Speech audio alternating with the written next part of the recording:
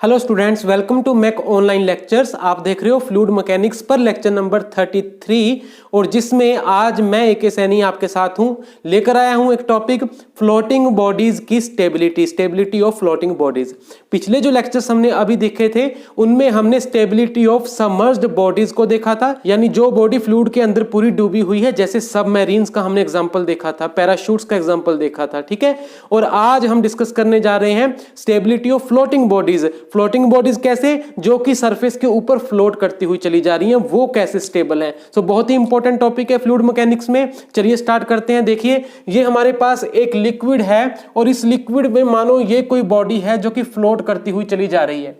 इसका मैंने सिर्फ आपको फ्रंट व्यू दिखाया है, पीछे की तरफ इसकी लेंथ भी होगी, वो आप खुद से विजुअलाइज कर लीजिए। यहां वो दिखाने की अभी फिलहाल जरूरत नहीं है, आप फ्रंट व्यू में समझिए बॉडी फ्लोट करती चली जा रही है, 3 डायमेंशनल एक बॉडी है, ऑब्जेक्ट है, ठीक है जी। और जब इस पोजीशन में वो फ्लोट करती हुई जा रही है तो जैसा कि आपको नजर ही आ रहा है कि इतनी हाइट इसकी फ्लूइड से बाहर है और इतनी हाइट फ्लूइड में डूबी हुई है, ठीक है। और ये मैंने आपको एक एक्सिस दिखाया है इसके बीचों बीच, ठीक है, जो आपको समझाना चाहता हूं उसके लिए मैंने एक्सिस यहां पर जनरेट किया है। अब मान लो ये बॉडी थोड़ा सा टिल्ट होती है, किसी एक तरफ थोड़ा सा झुकती है कुछ डिग्रीज में, जैसा कि इस व्यू में आइए, ये बॉडी इस तरह से थोड़ा सा झुक चुकी है, देखो इस प्रकार से। तो साथ में इसका जो एक्सिस है वो भी झुक जाएगा, ठीक है जी। तो मैंने एक्सिस भी झुका दिया। इसके साथ ही और क्या चीजें ऑब्जर्वेशन में आई, ये जो टोटल हाइट थी जिसमें इतना फ्रैक्शन पहले लिक्विड के अंदर था और इतना बाहर था, अब वो भी चेंज हो गया। देखो, जो लिक्विड के अंदर है वो इतना हो गया और जो बाहर था वो ज्यादा हो गया, ठीक है ना। ये डायमेंशन चेंज होगी, इसका कुछ हिस्सा बाहर की तरफ चला गया, लिक्विड से बाहर चला गया। तो एक ये ऑब्जर्वेशन हमारे सामने आ रही है, ठीक है। यहां तक समझ में आया। यहां पर ये पूरी बॉडी ये फ्रंट व्यू में लिक्विड को कहां पे टच कर रही है, इस पॉइंट पे और इस पॉइंट पे, ठीक है, जैसा कि आपको नजर आ रहा है। तो इस पॉइंट को हम कह देते हैं suppose x, this point and this point is y, ठीक है, जो कि लिक्विड के कांटेक्ट में आ रहा है। अच्छा, जब ये बॉडी टिल्ट हुई है तब क्या हुआ, x लिक्विड से बाहर चला गया, देखो x चला गया यहां पर और y लिक्विड के अंदर चला गया। ये वाली लाइन, पहले XY लाइन ऐसे थी, अब वो XY लाइन ऐसे हो चुकी है, तो y चला गया लिक्विड के अंदर, ये वाला पॉइंट, क्योंकि पहले XY बिल्कुल लेवल के ऊपर था, अब लेवल कौन सा हो गया, अब ये वाला लेवल है, देखो जो आपको नजर आ रहा है, ठीक है। तो इसको हम नाम दे देते हैं सपोज X डैश और Y डैश। लेवल चेंज हो चुका है, पहले XY था, अब X डैश Y डैश बन गया। तो यहां से एक चीज आपको बिल्कुल क्लियरली नजर आ रही है, suppose these points are A and B, ठीक है, बॉडी के ये पॉइंट्स। तो यहां पर कौन से हैं पॉइंट A एंड B। तो टिल्ट होने से पहले कौन सा एरिया लिक्विड के अंदर था, X Y B A, ठीक है, ये वाला शेडेड एरिया। जब बॉडी टिल्ट हो गई तब कौन सा एरिया लिक्विड के अंदर है, X dash A B Y dash. देखो X dash A B Y dash, पहले क्या था X A B और Y, चेंज हो गया ना अब। अच्छा, अब देखो टिल्ट होने से पहले ये जो आपको बॉडी नजर आ रही है, इसका कहीं ना कहीं सेंटर ऑफ ग्रेविटी जरूर होगा ना। सेंटर ऑफ ग्रेविटी मतलब जहां से इस बॉडी का वेट डाउनवर्ड एक्ट करता है, ठीक है, क्योंकि ये 3 डायमेंशनल बॉडी है, पीछे की तरफ लेंथ होगी तो वो पीछे की तरफ कहीं होगा बॉडी के अंदर। लेकिन अगर उसकी प्रोजेक्शन हम सामने की ओर ले आए और फ्रंट व्यू से देखें तो आपको पता लग जाएगा ना वो कहां पे है लोकेशन। हमें तो डेप्थ से मतलब है, ठीक है, एग्जैक्ट लोकेशन से मतलब नहीं है, डेप्थ से मतलब होता है, हाइट से मतलब होता है। जैसे पिछले लेक्चर्स में भी मैंने आपको क्लियरली एक्सप्लेन किया था, उठाकर देखिए पिछले लेक्चर्स। तो यहां पर ये समझिए कि इसका सेंटर ऑफ ग्रेविटी जहां पर से इसका पूरा का पूरा वेट नीचे की तरफ एक्ट करेगा वो है मान लो यहां कहीं। तो उस पॉइंट को हम कह देते हैं पॉइंट G। ध्यान से देखो पॉइंट G पॉइंट वो पॉइंट है सेंटर ऑफ ग्रेविटी जिसको हमने बोला जहां से इसका वेट नीचे की तरफ एक्ट करेगा, ठीक है। अच्छा, एक पॉइंट और हम यहां पे लेते हैं, वो क्या है, centre of buoyancy. Buoyancy point कौन सा होता है, जहां पर लिक्विड ने जो बायोंट फोर्स लगाया हम वो मान सकते हैं कि वो वहां से एक्ट करता है।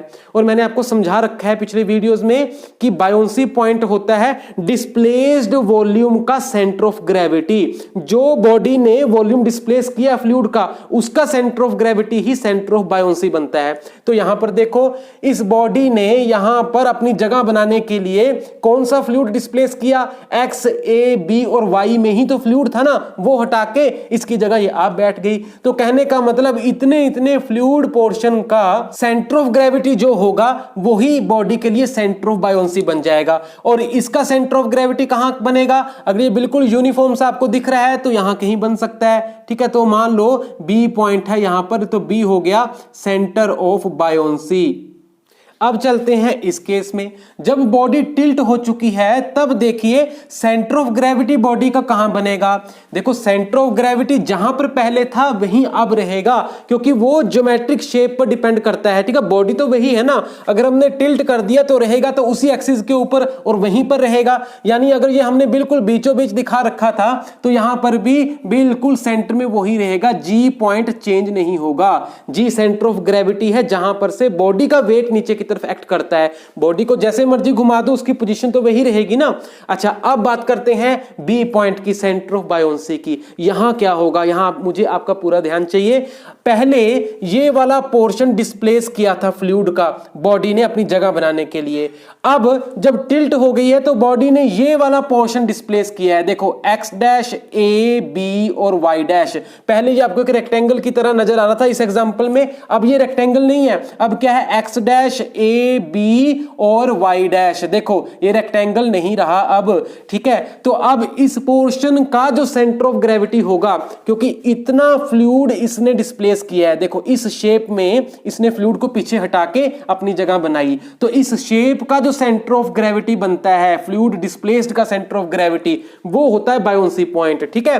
तो अब आपको नजर आ ही रहा होगा कि इधर ज्यादा मास डिस्ट्रीब्यूशन नजर आ रही है, तो सेंटर ऑफ ग्रेविटी कहां बनेगा फिर डिस्प्लेस्ड वॉल्यूम का? इधर ही बनेगा ना, इस एक्सिस के ऊपर तो नहीं आने वाला, इधर ही आएगा, क्योंकि देखो यहां इधर ज्यादा पोर्शन नजर आ रहा है, इधर कम नजर आ रहा है। Centre of gravity of displaced volume of fluid इस तरफ आपको होना चाहिए, ठीक है। तो यहां कहीं पॉइंट बी होगा, तो इसको हम कह देते हैं बी डैश, ठीक है। पहले वो बी था, अब वो बी डैश हो चुका है, क्योंकि उसकी पोजीशन हिल गई। जी की पोजीशन नहीं हिली बट बी की पोजीशन हिल गई है। और क्यों हिल गई है ये भी आपको यहां पे बिल्कुल साफ तौर पे नजर आ रहा है, ठीक है जी। इतना समझिए ध्यान से। अब देखो पहले बॉडी का वेट कहां से एक्ट कर रहा था? जी पॉइंट से, ठीक है। तो हम यहां पे दिखा दें, जी पॉइंट से नीचे बॉडी का वेट एक्ट कर रहा था, वो है सपोज कैपिटल डब्ल्यू, ठीक है। और बायोन्ट फोर्स कहां से एक्ट कर रहा था? बायोन्ट फोर्स नीचे से ऊपर एक्ट करता है और बी पॉइंट से, ठीक है, पॉइंट ऑफ बायोन्सी। तो बी पॉइंट से हमने नीचे से ऊपर की तरफ दिखा दिया बायोन्ट फोर्स। देखो एफ बी उसको लिख देते हैं बायोन्ट फोर्स, ठीक है जी। अच्छा टिल्ट होने के बाद चलिए जी पॉइंट ये रहा, तो जी पॉइंट से वेट बॉडी का नीचे की तरफ एक्ट करेगा। बॉडी का वेट अभी भी उतना ही है ना, total weight, so that is capital W, वो नीचे की तरफ एक्ट करेगा। और बायोन्सी फोर्स जो है, बायोन्ट फोर्स जिसको बोल रहे हो, वो बी पॉइंट से एक्ट करता है। अब बी पॉइंट आपका यहां पर है, तो नीचे से ऊपर की तरफ बायोन्ट फोर्स एक्ट करेगा इस तरह से, उसका नाम है एफ बी, ठीक है जी।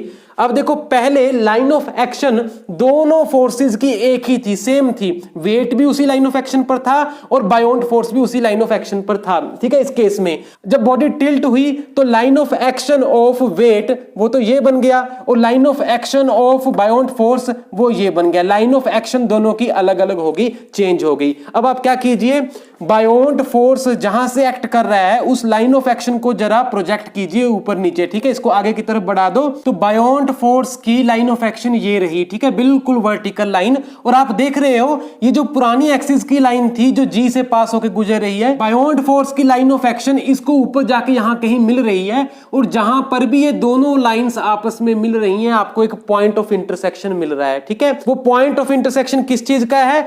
बायोन्ट फोर्स का अब का लाइन ऑफ एक्शन और बायोन्ट फोर्स पहले जहां लग रहा था वो लाइन ऑफ एक्शन, ठीक है, जो कि अब टिल्ट हो चुका है। पहले तो ऐसे था, अब वो टिल्ट हो चुका है। ये दोनों जहां जाके मिल रही हैं वो आपको एक पॉइंट मिल रहा है जिसको हम कहेंगे पॉइंट ऑफ इंटरसेक्शन, और उसका यहां पर टेक्निकल नाम क्या है? पॉइंट ऑफ मेटा सेंटर, ठीक है, या मेटा सेंटर भी इसको बोलते हो, कैपिटल एम से आप इसको दिखा सकते हो। This is point of Meta centre या मेटा सेंटर, बहुत इंपॉर्टेंट है। अब ये बॉडी टिल्ट होने के बाद क्या दोबारा से अपनी ओरिजिनल पोजीशन में रिस्टोर हो सकती है? अपने आप अगर हो सकती है तब हम कहेंगे बॉडी स्टेबल इक्विलिब्रियम में थी।